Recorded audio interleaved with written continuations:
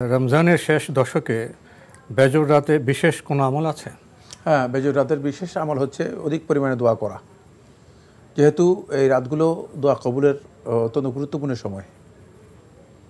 আল্লাহ সুবহানাহু ওয়া তাআলা বান্দাদের দোয়া কবুল করে থাকেন।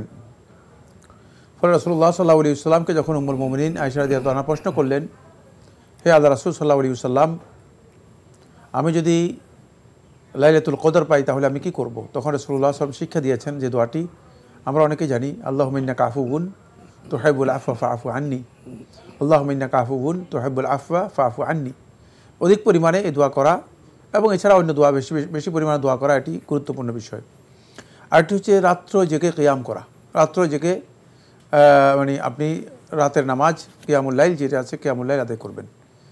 যত বেশি পরিমাণে রাত্র জাগতে পারেন এবং কিয়াম করতে পারেন এটা সবচেয়ে উত্তম কাজ। বিশেষ করে এই রাতগুলোর কাজ হচ্ছে কিয়ামের মধ্যে।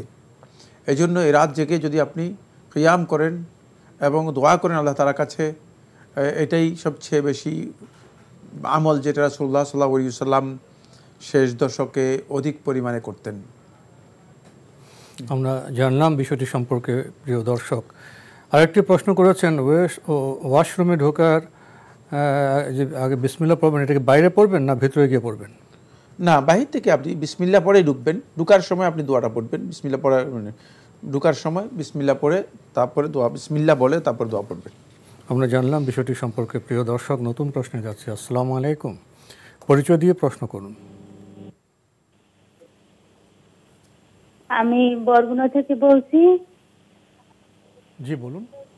আমি কাঁকড়া খাওয়া শুনছি নাকি হারাম? জি, এখন এটা কি জায়েজ আছে নাকি? আর এই ফজরের সেহরি খাওয়ার পর আজানের 10 মিনিট আগে আমি নামাজ আদায় করি, এটা কি ঠিক ওই যে কিনা জানতে চাইছি। আজানের 10 মিনিট আগে কি নামাজ আদায় করেন? ফজরের নামাজ। ফজর। ধন্যবাদ আপনাকে। আপনার প্রথম প্রশ্ন, কাঁকড়া খাওয়া কি হারাম না জায়েজ আছে? না, কাঁকড়া খাওয়া হারাম নয়, কাঁকড়া খাওয়া জায়েজ। কাঁকড়া খেতে পারেন, সেটা রুচির উপর নির্ভর করবে, কারণ সব মানুষের রুচি তো সমান না। যদি রুচিতে কুলায় তাহলে আপনি কাঁকড়া খেতে পারবেন, যেহেতু রাসূলুল্লাহ সাল্লাল্লাহু আলাইহি ওয়াসাল্লাম হাদিসের মধ্যে বলেছেন, ওয়াল হাল্লু মাইতাতুহু ওয়াল হাল্লু মাইতাতুহু। সমুদ্রের বা নদীতে যে পানি আছে এই প্রাণীগুলো সবগুলো হালাল।